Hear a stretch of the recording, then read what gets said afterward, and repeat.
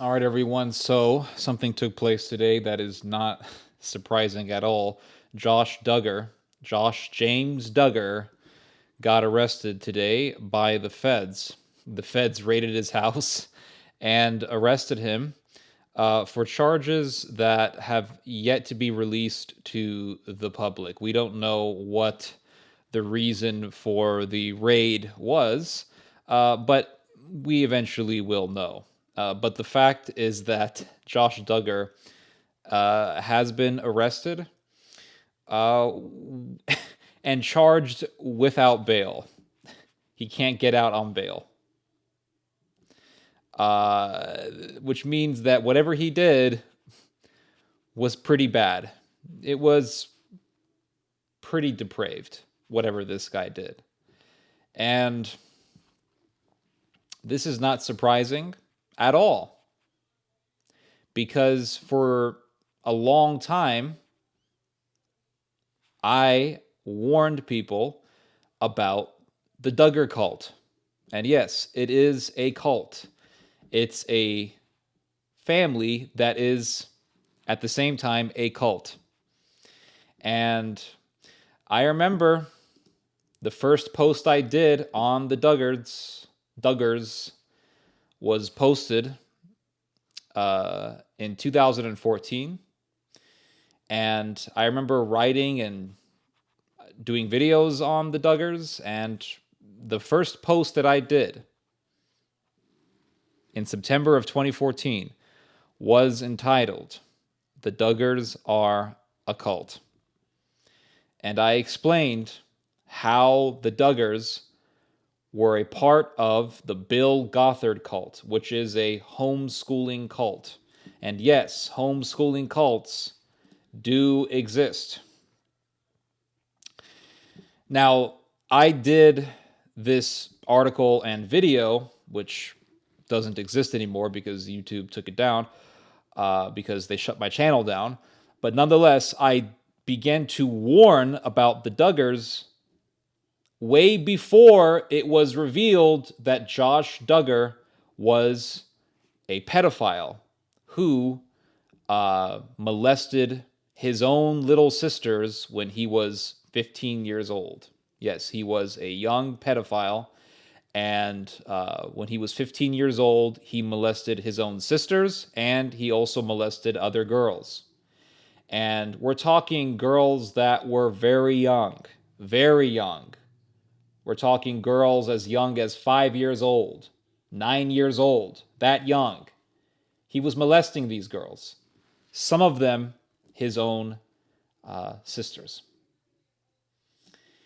And this was before it got revealed. And I remember warning people about the Duggars. And the reason why I was very wary about the Duggar cult was because they were very dedicated to the homeschooling program of Bill Gothard. And Bill Gothard is a cult leader. Bill Gothard, he has a movement. It's a like a homeschooling program, and it's called the American Training Institute, ATI. And he also has another program called the Institute of Basic Life Principles, IBLP. And the Duggars were very well uh, they were very well involved. They were very much so involved in these programs. And the Bill Gothard movement is a cult. And they were girls who were being brainwashed by Bill Gothard, and they were also being molested by Bill Gothard. Girls in the Bill Gothard cult, they based their identities on Bill Gothard. And there are numerous reports that you can read from victims of Bill Gothard talking about how when they were very, very young as 14, were molested by Bill Gothard. And this is an old guy, an old man. He's an old, old man. He's not elderly, but he's an old man. This is an old man who was preying on very young girls. And there was one girl who wrote to the Duggar family saying, please stop promoting this man's work. This man molested me. This man molests young girls. Please stop promoting his work. And the Duggar family did not give a damn about any of that.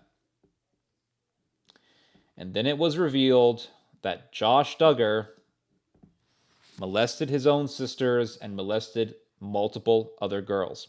And I wrote an article on this, and my goodness, my God, the hatred that I got from so-called Christians was absolutely vitriolic. So much hatred I got. How dare you attack this wonderful Christian family? How dare you go against this wonderful family of God? And yet, people could not see the reality for what it was. And then it was revealed that Josh Duggar is into sadomasochism. And he was into choking and all sorts of weird stuff. And he was involved with some prostitute, and he was getting into BDSM stuff. It was like really demonic, disturbing stuff. And people who are into BDSM, I think it's really satanic. I really think so. It's satanic, and it's all about control. It's not really about love. It's about control. And it's about sadism. I mean, anyone who loves sadism or anyone who gets arousal out of sadism is satanic. They're demonically influenced. And Josh Duggar is into this sort of stuff, which means that he is a sadist and a control freak and a tyrant and a despot. And the thing about homeschooling is this. This is my problem with homeschooling, and I've talked about this before. I remember I did a live stream and I talked about my problems with homeschooling, and some of you guys were arguing with me, and you were saying, well, you know, the youth are going to get corrupt if you put them in public schooling, so you have to put them in homeschooling. And my argument was, if your children, if your son or daughter gets corrupted because they go to public education, then that tells me more about you than it does them. That tells me more about the parents than it does the public education. Because if you raise your kids right, they can take anything. They can go through any sort of evil society or any sort of environment where evil is going to be promoted and taught, and they can resist it very, very efficiently. Christians were literally willing to be eaten by lions than to betray their own principles. So if they were Christians who would rather get eaten, who chose to rather get eaten by lions than to betray their principles, I think your kids can handle I think your kids can handle public education. It's pretty simple. I think your kids can handle public education if they were Christians in the past, in the Roman Empire, who chose to get eaten by lions than to go against their own principles. It really isn't that complicated, guys. And the whole homeschooling pathology, I think, is just so messed up. Well, you got to homeschool your kids. If you don't, you know, they're going to get corrupt. Well, no. So when they get out of homeschooling, are they going to get corrupt? Like when they go to college or whatever, are they going to get corrupt? It doesn't really make any sense. How it doesn't make sense to believe that homeschooling is all of a sudden going to protect the minds of your children. From what I have seen and from what I have heard and read, it seems that kids who go to homeschooling are actually exposed to utter horrors and evils. Not all of them, but a lot of them are. Because from what I have read, a lot of times, families who homeschool their kids simply want to homeschool their kids so they can abuse their kids without anyone knowing. I'm going to say that again. There are many cases where parents choose to homeschool their kids so they can imprison their kids at home and abuse them, be it sexually or physically or both, without anyone knowing. Because when kids go to public school and they're getting abused at home, there are things to show for it, like bruises or emotional instability, those sorts of behaviors that indicate that something wrong is happening at home. Teachers then can take notice of this and make a report to Child Protective Services. That is why a lot of abusive parents choose to homeschool, so they can abuse their kids and there's no teacher or principal or school employee who could see signs of abuse and report them to the DHS or to Child Protective Services. This is why there are many, many, many, many, many stories that you can read on the internet of children being abused in homeschooling households. And it happens all across the country. The Bill Gothard program is just one example of this. And I remember back in, I want to say late 2014, when I began to expose the Duggars and all the evangelicals and other conservative Christians were attacking me. There was one guy who wrote to me and he said, "Hey, I can attest for everything you're saying here." And again, this was before it was revealed that Josh Duggar was a molester. He said, "I can attest for everything you're saying here because I was homeschooled." And I asked him if he would mind doing an interview with me and explaining these things to me. And he agreed. So we got on Skype. This is before Zoom. Everybody was using Skype, okay? We got on Skype. I think it was Skype. Could have been Facebook. I don't remember. Who cares? We did the video chat thing. And I interviewed this guy, and he gave me the story. He said that he knew a girl he was homeschooled, but he knew this girl who was part of the same homeschooling program that he was involved in. And she told him that her father was raping her.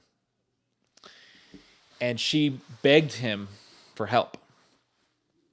So he drove, and I think at this point he had graduated from high school, so I don't think he was too attached to the program. But he drove to her house late at night, and she got into the car. She snuck out and got into the car, and he drove her away and dropped her off, I believe, at a friend's house, and rescued this girl. And he told me that this is a huge problem. It's an endemic problem in the homeschooling world. It's a much bigger problem than what homeschoolers would want you to think that it is. It's a much bigger problem than what homeschoolers would be willing to admit. But it is a big problem. It's kind of like the sexual abuse and the predatorial behavior scandal that is pretty horrendous within the Catholic Church. There are a lot of cases in the Catholic Church of predatorial behavior exhibited in priests. There have been many stories of priests preying on not just boys, but young men in their teens. And it's a huge problem. And Catholics will say, well, that's exaggerated by the media, and they'll blame the media. Now, I have my issues with the media, but one thing that I know is that most of the stuff that the media reports is true. Like, I would say almost 100% of the stuff, yeah, you could trust it. There are some times when the media is biased and they want to promote a certain narrative. That's also true. But for the most part, I trust the media. And this idea that the media is just lying about this problem is horrendous to me, because where there is smoke, there is fire. And if there are all these reports of predatory behavior and molestation and sexual harassment being done by Catholic priests, if there are all these reports, you're going to tell me that it's all a big lie? These people are all lying. All of these witnesses, all of these victims who come out and talk about it, they're all liars. I used to be of the opinion that, yeah, it was exaggerated until it happened to me. Now, no one touched me, of course, because I'm 6 feet tall and, over 200 pounds. But I have been preyed upon by two different priests. I can give you their names. Yarbrough and Robert L. Kinsel. And these guys are predators, absolute predators.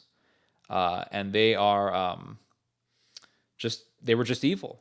But the Catholic Church did nothing about it. Nothing. Absolutely nothing. I remember going to the proper authorities in the Catholic Church, and they did absolutely jack diddly squat about it. And it was horrendous. And I saw the corruption firsthand. I got a sample of it firsthand. And it's a huge problem. And I can say the same thing about the homeschooling world. In the homeschooling world, there is a lot of abuse that goes on. And you have all these conservatives who are fooled by these people. They say, well, homeschoolers are great, and the government is just targeting them. I mean, why is the government targeting them? What are these homeschoolers doing that allow them to be targeted, that allow them to be targets of the state? There's a lot of weirdness that happens in the homeschooling world. And the Duggars are just really, the whole Duggar cult is really just one example. And the fact that they were involved in the Bill Gothard cult, where girls would literally base their identities on, like they would base their whole identities on Bill Gothard and Bill Gothard accepting them. And if they did not comply with Gothard's demands, then Gothard would say, oh, you're not grateful, you're terrible. And he would use this cult manipulation on them. It's horrendous. But whatever this Josh Duggar guy did for the feds to raid him, and the fact that he can't get out on bail, that's pretty horrendous. The thing is, religion can be the greatest thing in the world, or it can be literally the worst thing ever. And there really is no middle ground. And the reason why there is no middle ground is because religion is such an essential part of human existence, and it's so important for a human being's life, that when it's used, it's like music. It's extremely influential. And so it can be used for either good or for very, very grave evil. And when it's used for good, it changes the whole world. It's like music. It spreads everywhere. It changes the hearts and minds of the people. But when it's used for bad, God help us. Millions and millions of people can die, just like that. And that's the most ironic thing about religion. It's the most essential thing for society because it enables people to govern themselves morally, because they're going to act good, not because the law tells them to act good, but because they want to act good, because they have it on their hearts to act good. So it allows for self-governance, morally speaking. And in that sense, it's the most essential thing for society. And because it's so essential, and because it's so efficient in changing society, it can be used for either very, very good, or it can be used for the most horrific evil ever. And anything can become a religion. And the reason for this is because human beings we are naturally religious.